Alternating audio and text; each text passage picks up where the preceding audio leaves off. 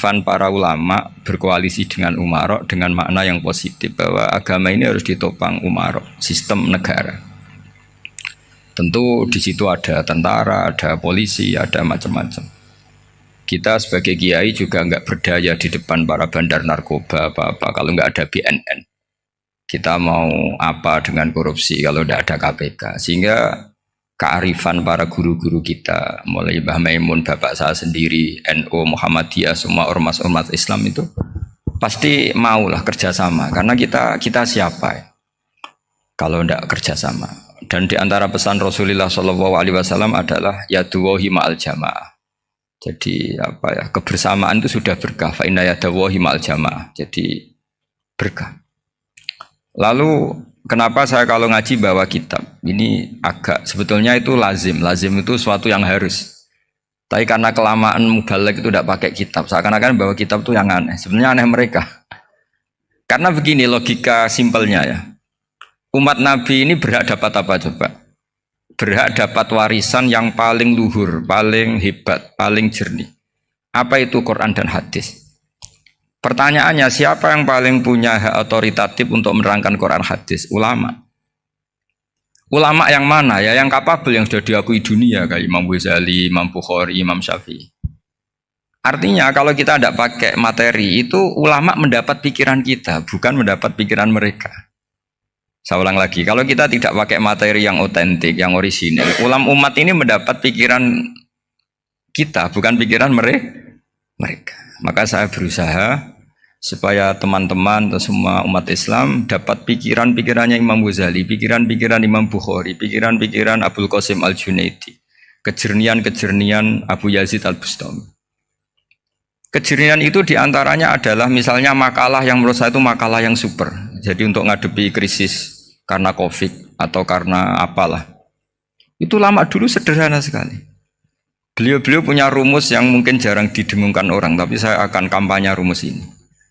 Al-istighna, hakikatul istighna, itu adalah al-istighna anis syai' labihi. Jadi pemenuhan kebutuhan yang sebenarnya adalah kita berusaha menghindari sebanyak mungkin kebutuhan yang sekunder, yang enggak penting. Bukan memenuhi semua yang kita inginkan. Jadi misalnya begini ya, kalau kita lapar, itu keinginan kita itu makan enak apa asal makan? Tentu jawabannya asal makan yang sehat. Tapi kalau nuruti nafsu kita, makannya yang enak, teman makan ya enak. Terus di warung yang favorit. Ini kan satu kebodohan. Kenapa untuk makan saja butuh definisi sekian banyak? Yang kita harus kecewa, warung favoritnya bisa sudah tutup. Atau kita ke sana harus macet. Sehingga Abul Qasim Al-Junaidi ketika ditanya, ma'idamu to'am, lauk makanan itu apa? Jawabannya lucu, alju, lapar. Kalau kamu lapar ya semuanya enak. Ini sudah mulai hilang. Nah ini kearifan-kearifan yang mulai hilang. Lalu siapa yang bisa mewarisi itu? Ya ulama. Jadi ulama itu cara berpikir sebenarnya simple. Makanya mereka sering kalau tahajud itu. Di antara makalah Sayyidina Ali paling terkenal dan yang menjadikan beliau punya derajat yang luar biasa itu adalah kafani izzan antakuna li robban wa kafani fakhron an akuna laka abdan. Ya Allah, saya ini sudah begitu mulia, begitu terhormat dan sangat-sangat Tuhan yang enggak butuh makan, enggak butuh minum, al-qayyum, al-awwal. Sebelum ada langit bumi sudah ada Tuhan kita yaitu Allah. Bandingkan dengan Tuhan-Tuhan yang dipertuhan yang lain, yang adanya setelah bumi, misalnya Fir'aun dan sebagainya. Sehingga Sayyidina Ali pertama jadi kebanggaan apa? Kafani izzan antakuna li robban. Saya ini keren betul, karena punya Tuhan yaitu engkau. Tuhan yang lahul asma'ul husna, Tuhan yang semuanya punya kebaikan, punya keabadian, punya keagungan. Terus wa kafani fakhron an akuna laka abdan, dan saya bangga sekali karena saya menjadi hambamu. Kalau saya jadi hambanya Pak Rektor ribet kan, sudah tak hormati ternyata nanti tidak rektor, ya kan ribet kan, terus pokoknya ribet, jadi budaknya manusia itu ribet. Makanya ada seorang wali datang ke temannya yang jadi presiden atau jadi raja, datang ke situ karena tidak punya uang, mau minta uang karena temannya raja. Setelah sampai sana ternyata temannya ini karena orang soleh pas berdoa, ya Allah saya minta ini, minta ini, minta ini. Terus si wali tadi pulang. Kenapa kamu pulang? Ternyata dia sama, masih minta-minta kayak saya.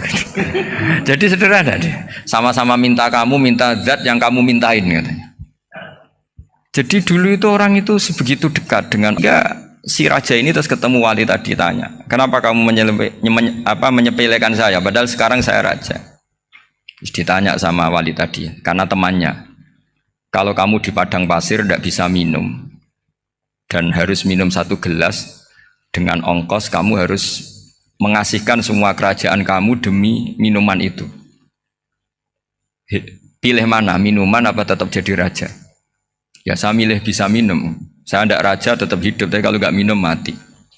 Bagaimana Anda bangga dengan satu kerajaan sing la yusawi kak samain, yang tidak sama dengan segelas air.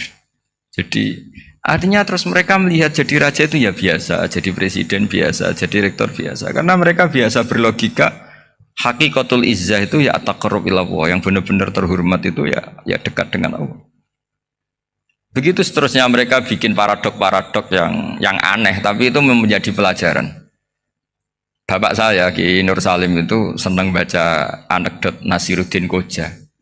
Itu kalau bikin orang-orang aneh, itu dia datang ke satu pesta, pakai baju lusuh, pakai sarung lusuh atau celana lusuh, sama Sohibul Bait yang punya acara dibiarin. Setelah dibiarin dia pulang pakai jas, pakai dasi, pokoknya keren. Dihormatin, pakai alpat, pokoknya dihormatin. Silakan. Pas dia disuruh minum, minumannya itu disokkan saja ke sakunya. Jas, kamu harus minum yang banyak, karena kamu yang dihormati, bukan saya. Terus makanannya semuanya diletakkan di saku, ada apa? Ayo kamu makan yang banyak. Alpatnya juga gitu, dikasih sate apa? Ayo kamu makan yang banyak. Mereka tidak melihat saya, melihat kamu. Akhirnya orang satu pesta itu istighfar semua, berarti kita ini salah. Terus dia pidato, kenapa kamu uang gitu? Tadi saya datang, orangnya sama. Gara-gara beda pakaian, penghormatannya beda. Berarti yang berhak dapat makanan ini jasa ya, bukan saya. Betapa naifnya kita sebagai orang. Ternyata kita masih hormat sesuatu yang seperti itu, yang atribut lah.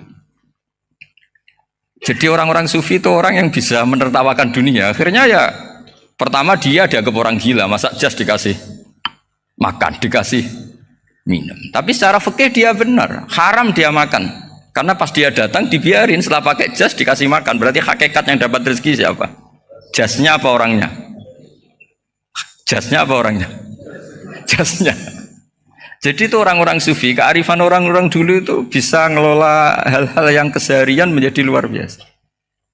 Ada seorang wali melihat istrinya makan 1 piring, anaknya makan 1 piring. Ditanya, kalian kenyang? Wah kenyang sekali. Melihat anaknya minum kopi 1 cingkir, senang. Kalian senang sekali. Wah kalau senang dengan hal-hal yang murah bisa, ngapain harus senang dengan hal-hal yang mewah? Bodoh sekali saya.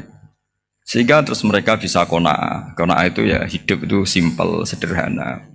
Jadi tentu saya tidak akan ngomong yang muluk-muluk, selain itu tidak bidang saya juga apa ya, kita ini butuh obat di kondisi seperti ini, butuh kesederhanaan, butuh apa ya, istighna tadi. Kita harus istighna billah an ghairillah. Jadi sudah cukup bahwa Allah ini segalanya. Sehingga di antara tugas suci Nabi Ibrahim dan semua nabi adalah wa ja'alaha kalimatam baqiyatan fi aqibih. Nabi Ibrahim itu nabi yang diberi gelar Allah. Dia adalah nabi yang menjadikan kalimat tauhid itu kalimat yang abadi. Fi aqibih, di anak turunnya, di semua generasinya, baik anak turun karena gen maupun karena pembinaan, karena pendidikan. Ini penting sekali saya utarakan karena apa? Satu kehidupan itu sebenarnya digerakkan oleh kata-kata, oleh moto kalau oleh bahasa modern. Sehingga banyak ulama mengatakan al-ibarat kutun li'ailatil mustami'in, bahwa redaksi atau moto atau pegangan hidup itu penggerak kehidupan. Sehingga sebetulnya manusia itu digerakkan oleh kalimah-kalimah itu, oleh moto-moto itu, oleh prinsip-prinsip hidup itu. Misalnya orang Palestina itu tiap hari ke pasar gitu. Mereka ke laut itu. Ditanya, kenapa tidak takut tembak Israel? Jawabannya lucu. Kena tembak ya mati, nggak makan ya mati, nggak kerja ya mati. Ya sudah, sama-sama mati ya, mendingan aktivitas normal. Tapi saya tidak menyarankan itu untuk melawan COVID. Ini cerita saja nanti. Kamu jangan provokator itu. Karena ini wilayah sensitif. Jadi banyak orang yang poligami. Kalau ditanya alasannya gitu, istri satu ya cerewet, dua ya cerewet, mendingan empat. Ya banyak ya gitu. Tapi ada yang kebalikan, istri satu cerewet saja hampir jantungan, apalagi empat, tinggal matinya kan gitu. Itu semua yang menggerakkan itu kalimat. Kalimat itu satu pegangan. Banyak orang loh yang nggak ingin jadi rektor tuh banyak loh Pak Bejo. Jangan kira semua dosen ingin jadi rektor. Melihat rektor sibuk rapat, mempertahankan reputasi Unisula, terus sering pegang kepala. Ngapain repot-repot? Jadi tukang sapu aja dapat gaji, ngopi, rokokan, selesai. Bodoh amat jadi rektor, mikir orang banyak. Banyak loh orang yang nggak ingin jadi presiden tuh banyak. Karena ngopi nyaman, gak ada yang ganggu. Mau tidur sampai jam 9 siang juga gak ada yang ganggu. Sehingga mereka melihat pegawai negeri itu gak keren, orang kok diatur jam, disiplin. Itu memang cara Allah membagi rahmat. Mau kamu apakan coba? Cara syukurnya dia seperti itu. Bapak saya dulu tuh sering ngajarin saya, diajak jalan-jalan pagi-pagi. Melihat orang ngopi, makan uduk itu bapak seneng. Kok enak jadi wong awam. Ngene esuk-esuk nyemak bocah kesel kabeh kono enak ngopi rokokan. Bapak kadang iri sama orang awam itu iri. Sudah gitu berharap masuk surga kan enak sudah gitu. Tahu-tahu mati, tidak tahu ke surga apa ke neraka ya tidak tahu. Jadi nah, orang dulu itu orang yang bisa mensederhanakan dunia. Sehingga ya sudah cara bahagia. Makanya saya alhamdulillah saya ini kerjasama sama UII sama beberapa kampus. Memang amdan itu sengaja. Kampus itu ya punya sistem yang nggak bisa mewakili sistem kiai. Kiai juga punya sistem yang nggak terwakili oleh kampus, juga sebaliknya saling melengkapi. Saya sering ketemu rektor UI, rektor kampus-kampus Islam. Mereka cerita, Gus pendidikan pondok harusnya dimodernkan gini-gini. Saya bilang, kalau pondok modern kayak kampus itu nanti saya ketemu Allah tidak bisa jawab. Kenapa Gus? Saya beri contoh gini. Kalau misalnya perempuan perawan lah atau apa saja, namanya perempuan, mau tanya tentang menstruasi atau haid. Kalau semuanya sistem kampus, dia harus kuliah dulu, registrasi dulu, kuliah dulu, bayar dulu, dan dapat jawabannya nunggu mata kuliah pas itu. Bandingkan kalau sistem pondok, saya tuh sering ke pasar, anak saya dicegat sama ibu-ibu.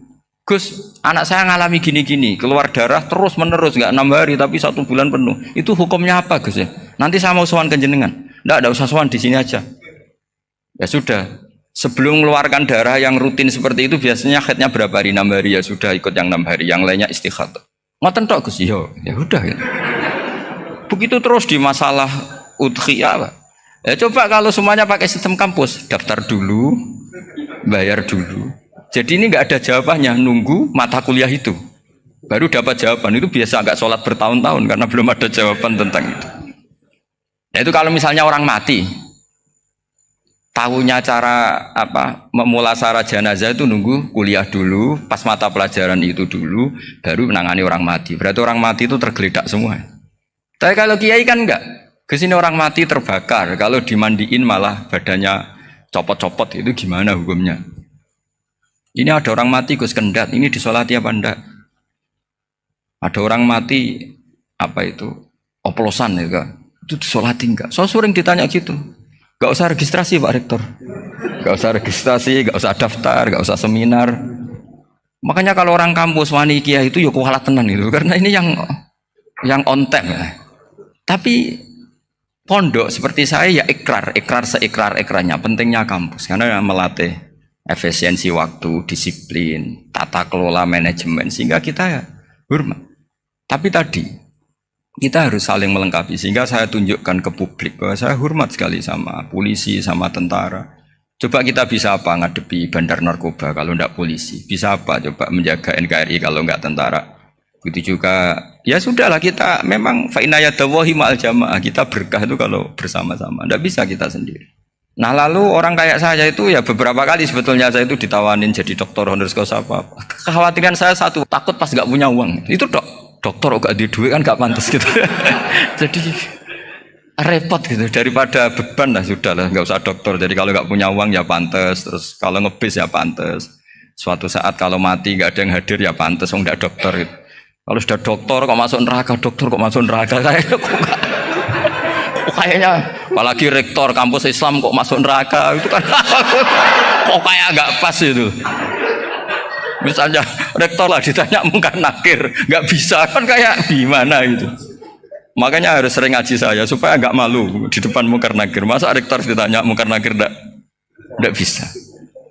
Harus berani bentak. Ini saya rektor loh Pak mungkar nakir. Masa kalau wali-wali dulu berani. Masyhur di cerita wali-wali ditanya marabbuka manabuka. Saya ini guru tauhid. Kok kamu tanya marabbuka manabuka yang ngelotok? Kamu tidak pernah ngaji, enak aja tanya. Jadi wali-wali itu ya rileks ngadepi mungkin. Saya yakin rileks wali di Bang Pak Rektor. Saya yakin itu. Karena wali itu lebih dekat Allah.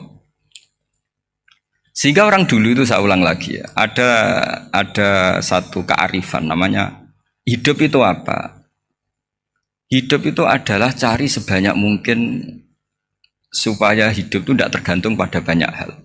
Sehingga misalnya cara berpikir orang-orang modern itu sebenarnya banyak orang-orang ilmuwannya nggak ngagumi Amerika. Bukan karena angkuh ndak. Untuk mempertahankan kebesaran negara sebesar itu, kebutuhan listriknya besar, kebutuhan tentaranya besar, kebutuhan apa? Sementara negara kayak Venezuela atau Swiss kebutuhannya ada banyak. Pertanyaannya, yang tergantung dengan banyak hal sama yang tidak tergantung banyak hal, itu pinter mana?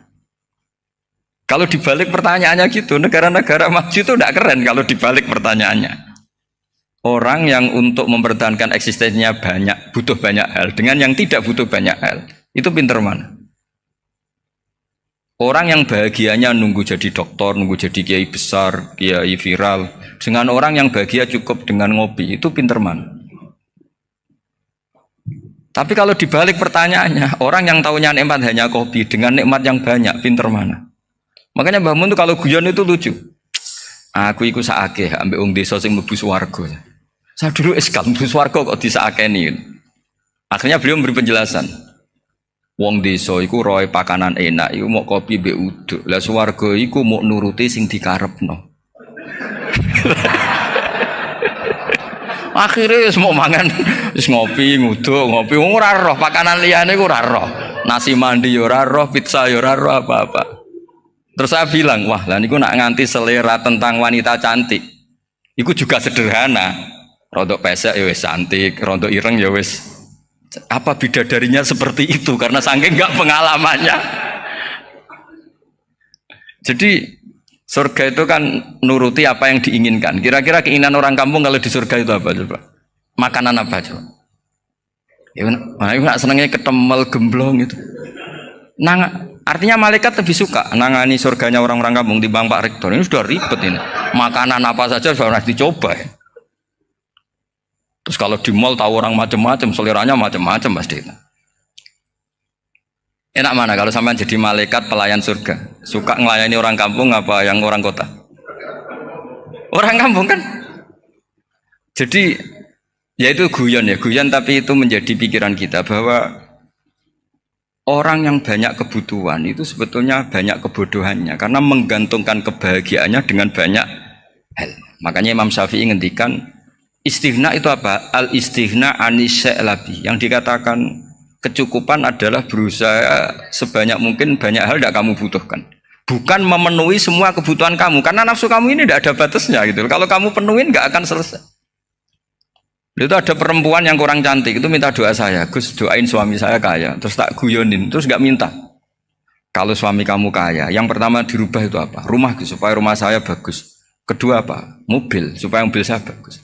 Nanti yang dievaluasi itu kamu. Mobil bagus, Alphard, rumah mewah, istrinya kamu pasti itu dievaluasi. Langsung nggak usah sudah gini aja kan. Jadi pertama yang dievaluasi itu kaya itu coba kalau suami kaya itu yang dievaluasi pertama rumah ya, rumah ganti. Setelah itu apa? Mobil. Kira-kira berikutnya akhirnya sudah aku nggak jadi. Nabi Ibrahim itu pernah minta umur panjang. Keren umur panjang. Sama Allah nggak dijawab. Datang orang tua itu mertamu ke Nabi Ibrahim, terus disuguhi dikasih kurma. Apa itu? Kok kurma apa? Anggur yang sudah matang sekali, sudah dimakan. Setelah dimakan meler keluar lagi, dimakan lagi meler lagi. Terus Nabi Ibrahim masuk lagi ke kamar. Ya Allah, doanya tak cancel. Nanti kalau saya tua kayak itu. Jadi Allah itu nggak jawab langsung tapi ngirimkan itu. Akhirnya ya Allah nggak jadi. Nanti takut itu. Saya pernah ngalami jadi kiai tadi, ada ibu-ibu ya nggak pati cantik lah. Suaminya tuh miskin sekali. Minta doa saya supaya kaya. Bareng tak kasih pertimbangan itu udah nggak usah nggak jadi. Jadi itu kearifan. Tapi kearifan ini harus kita tanamkan. Saya nggak bisa membayangkan Indonesia yang besar ini, andai kan tidak ada qanaah, nerimo ing pantum. Coba sekarang ada Covid. Andai kan Indonesia itu kayak Perancis. Saya beberapa kali punya tamu orang yang hidup lama di Perancis, bahkan dapat istri orang Perancis. Itu dulu nggak begitu mencintai Indonesia. Tapi setelah di Perancis 2 tahun, wah Indonesia hebat. Di Perancis itu kata dia kalau cerita, semua kebutuhan masyarakat itu dibebankan ke negara. Apa saja minta negara, apa saja nyoal negara. Sementara Indonesia, coba kalau Indonesia mengalami seperti ini kok tidak ada qanaah rimo ing pantum, bisa kios Indonesia. Orang miskin nyalahkan negara, kelaparan nyalahkan negara, apa saja. Tapi barokahnya dididik kiai, jogeman nyalahno wong liya. Urip pun romo ing pandum, diame. Sampai gak ngerti kalau Covid. Banyak tuh orang-orang kampung itu, orang lugu-lugu itu. Mbah niki saking Covid, salam ning Covid, muga-muga umure panjang. Dikira Covid itu nama orang yang ahli sosial itu. Mbah niki dana saking Covid. Matur nuwun sampekno salamku, muga-muga umur panjang. Bingung kan yang nganterin ini. Ini gimana yang mau menjelaskan? Memang nggak paham. Ribet kan. Tapi saya pastikan bahwa dengan keadaan seperti ini kita bahagia, kita stabil, itu jelas barokahnya kalimah tadi, moto tadi atau pegangan hidup tadi. Makanya disebut al-ibarat qutun li'ailatil mustami'in, bahwa redaksi atau kata-kata atau pegangan atau filosofi hidup, apalah namanya itu adalah penyemangat. Penyemangat. Karena kata-kata ini memang luar biasa. Ketika sahabat perang demi kebenaran, zaman itu ya pasti benar karena yang dibela Nabi. Dulu itu kan enak zaman Nabi, yang dibela mesti benarnya, musuhnya mesti salahnya. Sehingga dulu itu memang harus tegas. Kalau sekarang mau tegas gimana? Yang kamu bela tidak mesti benar, musuhnya tidak mesti salah. Ribet kan kalau misalnya saya tukaran sama Pak Rektor, kamu mau bela mana kan bingung. Saya tidak mesti bener, saya tidak Nabi. Pak Rektor apalagi nggak mesti bener lagi kan? Ribet kan? Jadi kalau kita mau perang sekarang itu mau pede gimana? Enggak. Makanya banyak ulama sekarang tuh mau tegas tuh nggak berani karena ya banyak hal yang abu-abu lah wilayahnya. Misalnya pilihan presiden atau pilihan bupati, pilihan menteri. Kamu mati-matian bela itu, yang kamu bela tidak mesti bener, musuh kamu tidak mesti salah. Misalnya pilihan bupati, wah ini kabupaten ini baik kalau bupatinya ini, yang satu bilang ini, terus tim suksesnya kamu tanya, kamu yakin? Ya enggak juga. Lah kenapa semangat? Kan saya botohnya, paling alasannya ya itu aja, bukan yang lain. Beda dengan zaman Nabi, Nabinya mesti benar, Abu Jahalnya mesti salah, kan enak aturan mainnya jelas. Singkat cerita dalam perang itu banyak sahabat yang ngalami luka, ngalami apa gitu. Kemudian curhat ke Nabi, ya Nabi gara-gara derekkan jenengan, ngikuti jenengan saya harus ngalami seperti ini. Ngiranya orang itu diapresiasi sama Allah keluarnya. Ternyata sama Allah gak diapresiasi. Malah diturunkan ayat intakunu ta'lamuna fa innahum ya'lamuna kama ta'lamun wa tarjuna minallah malah yarjun. Kalau kamu sakit karena perang, orang-orang kafir itu ya sakit. Itu saja berani padahal demi kekafiran. Wa tarjuna minallah ma la yarjun, padahal kamu punya nilai lebih yaitu berharap kepada Allah yang mereka tidak punya. Saya jadi kiai itu ya kadang mangkel. Karena yang benci ya benci, yang seneng itu ngel-ngel loh kayak Pak Bejo. Jadi semuanya ribet. Nah iya, yang benci ya ganggu, yang seneng ya ganggu, tambah nemen. Seribet. Tapi kalau sudah ingat bandar narkoba, mereka berhadapan dengan polisi, kadang ditembak karena kesalahannya terlalu fatal. Antar persaingan mereka juga bisa tembak-tembakan karena merebut pasar narkoba. Itu saja mereka berani. Kok kita yang jadi kiai kadang dicium tangannya, dihormati gak berani, hanya takut apa ya, musibah-musibah kecil atau problem-problem kecil. Lah iya, kalau kita bandingannya gitu. Kalau kamu mau tahajud kedinginan, itu masih nanti dihisap Allah itu gitu. Maling ayam itu keluar malam-malam, hanya dapat ayam. Itu gak takut dingin. Ya gak takut digebuki masa. Kamu mau tahajud saja takut dingin. Makanya nanti hisapnya orang soleh itu nanti dijajarkan orang dolim. Terus diperbandingkan. Wah itu habis kamu kalau itu. Jadi misalnya Unisula mau rapat, tapi ini malam, kalau malam dingin nanti sama masuk angin. Wah anak-anak pang di perapatan aja berani kamu. Kalau sudah perbandingannya gitu tuh ribet kita nanti.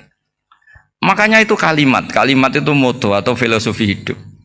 Sehingga diulang lagi nasihat itu. Iyam saskum korhun fakodu masal koma korhum mislu. Kalau kamu kena luka, orang-orang yang nggak benar juga akan kena luka. Itu aja berani demi ketidakbenaran. Masa kamu demi kebenaran nggak berani? Akhirnya orang itu, ya itu kalimat, itu heroik. Makanya kita ini penting ya, makanya tadi himne Unisula dimulai kalimat thayyibah. Karena kalimat ini yang menjaga kita kalimat ini. Misalnya tentang Tuhan. Kenapa? Itu ya karena ajaran. Suwargamu itu karek wong tuamu. Nak wong tuamu ridho, Allah ridho. Nak ora ridho, Allah ora ridho. Ridho wa fi ridhol walidain wa sakhatu wa sukhtu wa fi sakhatil. Sehingga ketika ada orang tua yang agak brengsek gitu, anak-anak tetap hormat. Punya orang tua yang miskin, yang sudah miskin, tukang tombok nomor, banyak kan di kampung gitu. Ya tetap hormat. Coba kalau dari awal kita ngajari orang tua kamu hormati ya, kalau baik, kalau tidak usah. Bisa geger Indonesia. Tapi barokahnya ajaran-ajaran itu Indonesia tertib karena ada ajaran. Nah ini di sini pesantren dan Unisula semua harus berkontribusi membuat ajaran yang benar itu adalah ciri utama Islam. Sehingga Islam ini dimulai dengan ajaran kalimatu haqqin alaiha nahya wa alaiha namut. Sehingga kita tenang seperti ini. Saya ini termasuk kiai yang tenang. Meskipun kata orang banyak saya ini kiai besar, tapi termasuk kiai yang paling tenang. Termasuk yang paling tenang. Karena saya ini pakai mazhab orang-orang hebat. Saya berkali-kali cerita, orang kayak Imam Syafi'i itu orang yang luar biasa. Saya berkali-kali cerita. Orang yang tadi nyium tangan kamu ya Imam Syafi'i, di belakang tuh ngerasani kamu, menghujat kamu. Jawabannya enak saja. Berarti saya alhamdulillah orang yang wibawa. Buktinya di depan saya nggak berani. Jadi enteng saja. Diceritain sebagian kampung, sebagian separuh dari warga kamu itu nggak suka kamu. Ya bagus lah nggak suka saya, nggak akan utang duit saya. Di mana-mana orang utang tuh karena teman dekat. Kalau nggak seneng pasti minimal nggak utang, nggak pinjam mobil, nggak pinjam apa. Berkah mana yang seneng sama yang gede? Jadi dianggap enteng saja. Semua yang dialamin dianggap enteng saja. Misalnya punya istri pemarah, ya baguslah marahin suami. Kalau marahin tonggo malah ribet. Jadi kamu harus terima kasih kalau dimarahin istri. Baguslah marahin saya mah, kalau marahin tonggo ribet. Jadi enteng saja. Tapi kita sekarang tuh karena nafsu ya, sehingga menghadapi hidup ini ribet. Ulama dulu kalau mau mati itu senengnya bukan main. Sudah lama saya ini ingin gak maksiat. Kayaknya gak maksiat paling efektif itu mati. Ya tidak apa-apa Gusti, kalau sebaiknya mati ya mati aja. Enteng saja. Jadi melihat kematian itu akhir dari segala keburukan atau potensi keburukan. Apapun baik kita sekarang, suatu saat mungkin kita gak baik. Yang bisa menghentikan ketidakbaikan atau potensi ketidakbaikan itu apa coba? Mati kan? Berarti mati itu mengerikan apa menyenangkan? Mesti kamu tidak berani menjawab. Meskipun secara ilmu kamu berani, tapi secara rasa agak berani kan? Saya ulang lagi ya, yang bisa menghentikan keburukan atau potensi keburukan itu apa coba? Apa? Kematian. Berarti kematian itu menyenangkan atau menyusahkan? Apapun kamu tidak berani jawab karena kamu agak-agak duniawi itu kelihatannya. Tapi secara ilmu, kamu tahu kan kalau mati itu tidak buruk-buruk banget. Karena apa? Itu akhir dari segala keburukan.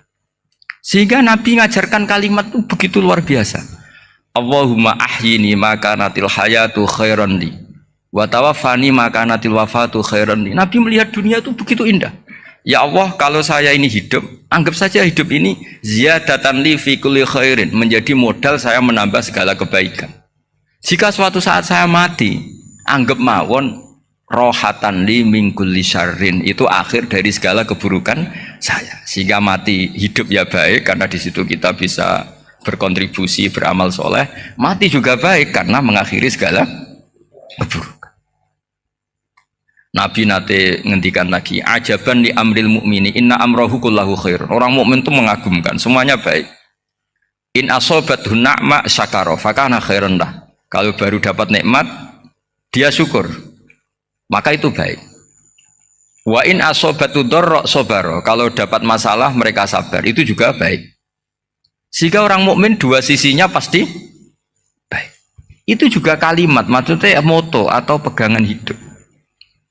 Nah, berikut ini saya beri contoh, ini kenangan saya, ini contoh terakhir. Masalah jadi orang terkenal maupun tidak. Di sini dicontohkan Imam Ghazali di halaman 367 di kitab saya 367, juznya 3 di kitab Ihya Ulumuddin. Di sini beliau cerita betapa untuk menjaga ikhlas sebaiknya orang itu tidak terkenal, tidak syuhrah, tidak terkenal.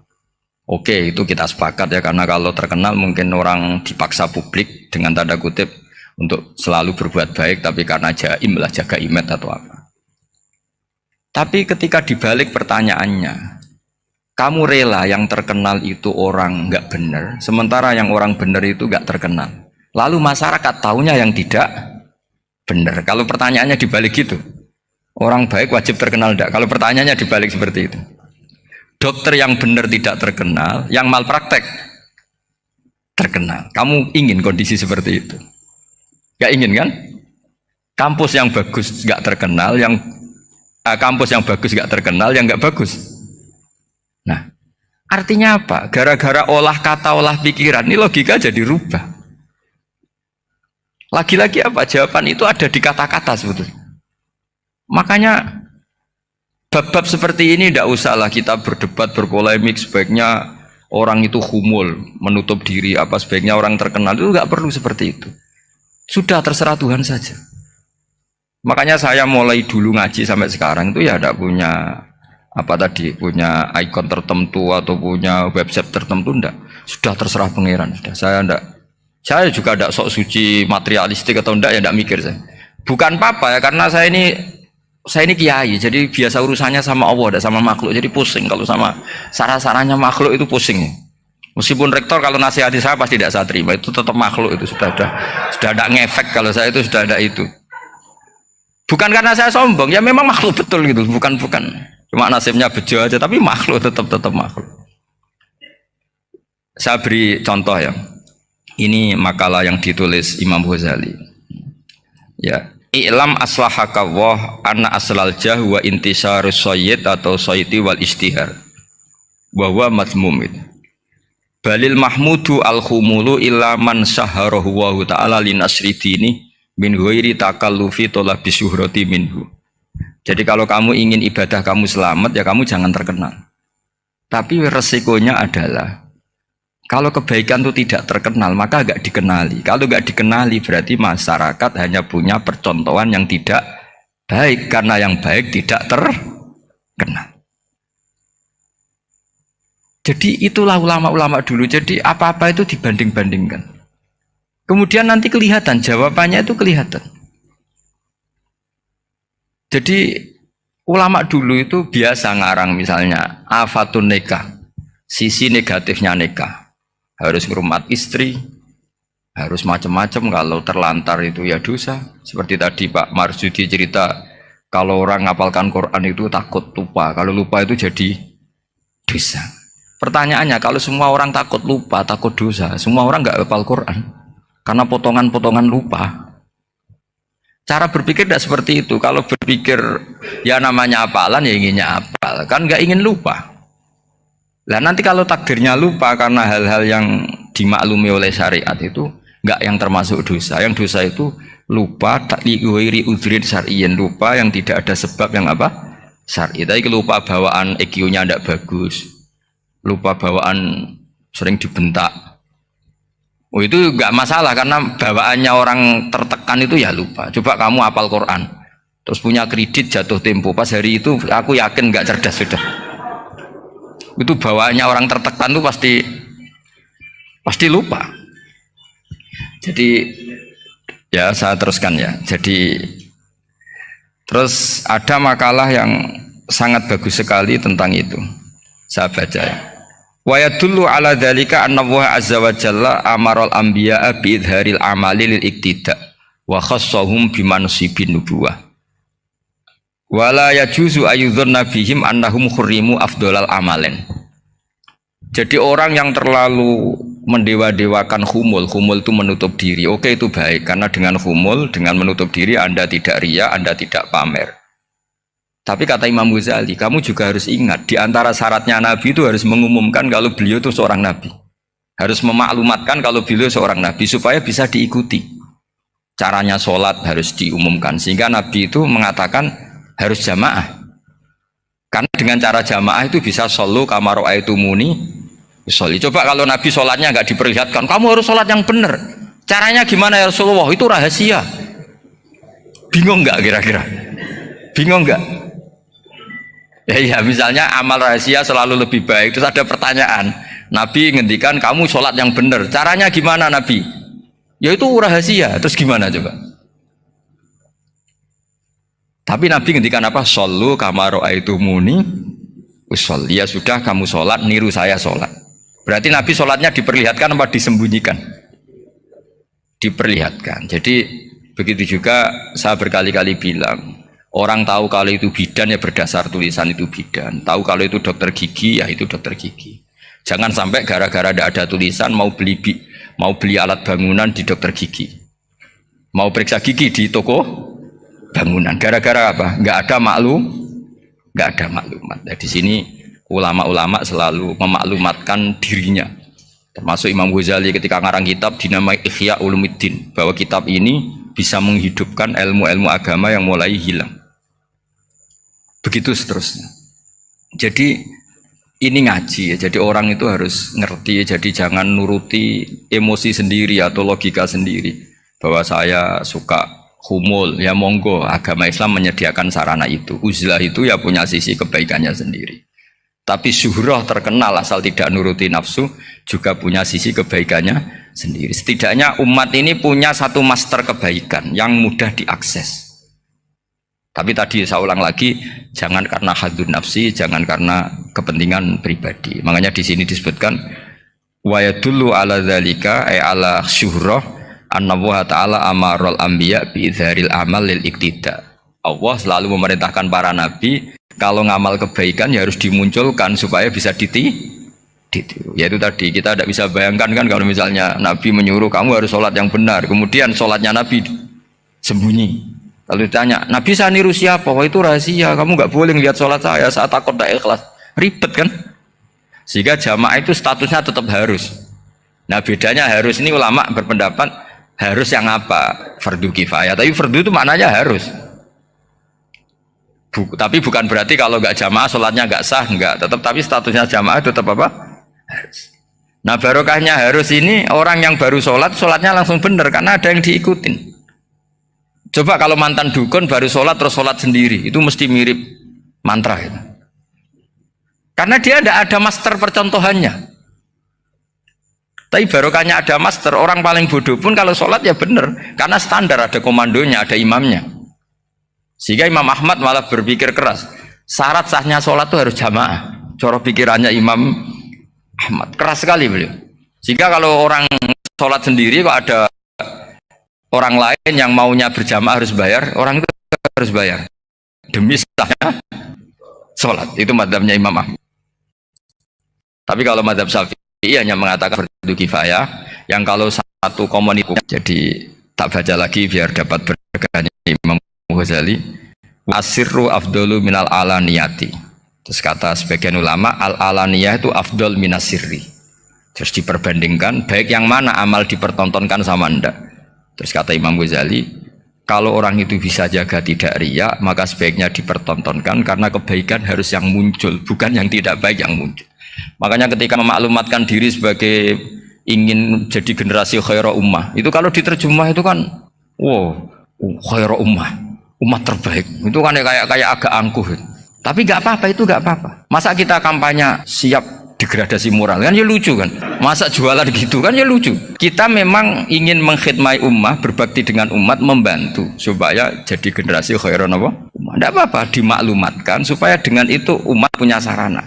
Oh kalau ingin jadi khairan ummah kuliah di sini, jangan lalu enggak gitu ya. Sama kita dokter, maklumatkan saja dokter gigi, dokter kandungan, dokter bedah, sehingga orang kalau mau bedah ya jangan ke dokter kandungan.